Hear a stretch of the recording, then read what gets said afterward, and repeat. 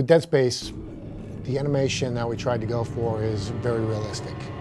When it comes down to making something scary, it's a lot more than just an animation. One of the things about game animation is, especially with the main character, gameplay comes first. Since day one, we've gone for the thinking that it's quality over quantity. There are times when you might have to interrupt an animation, because you really want to be responsive. And that takes a lot of, kind of blending between animations, and that's one of the harder things to get right, because you don't want him to, you're just kind of running, then stop, and there's a weird animation of him attacking, so that takes a lot of work. All that stuff is going to be seamless, so the necromorph is striding along. If he sees you, he's going to turn and immediately come to attack you without stopping and turning and coming to attack you. It's all about trying to make you feel like you're in the world with those creatures.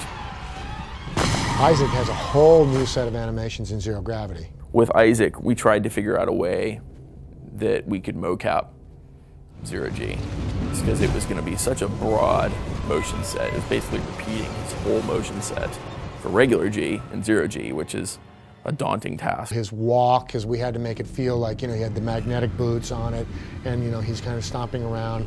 The speeds had to be a little bit changed and slower, and everything about him, his strafing, all new animations, and the characters that go into Zero G are the same way. We went to Vancouver and started doing our mocap, and we're like, okay, how can we do Zero G? And we tried just kind of mimicking, like walking in Zero G, and that didn't work. So we're like, okay, what else can we do? And the one thing we came up with that was close was we had a couple of the guys at the studio tie bungee cables to my legs and then walk behind me with the bungee cables as I kind of like did this big sort of stepping look. And so that's what we started with Zero G, and surprisingly enough, it actually gave a pretty good sort of like magnetic boot sort of feel walking. Isaac can die in so many ways. I don't think we've ever really counted, because every different part of him can be cut off. Maybe I'm just a demented person, I don't know, but I would as soon as I would see a character and I would see the blades, or I would see the spikes coming out of the guy's back, I'm thinking to myself, I can totally picture one of those spikes like going up underneath Isaac's helmet and then just tearing his face off. We figured if you're going to die in the game, let's make it as entertaining as hell. And so we got some pretty entertaining deaths.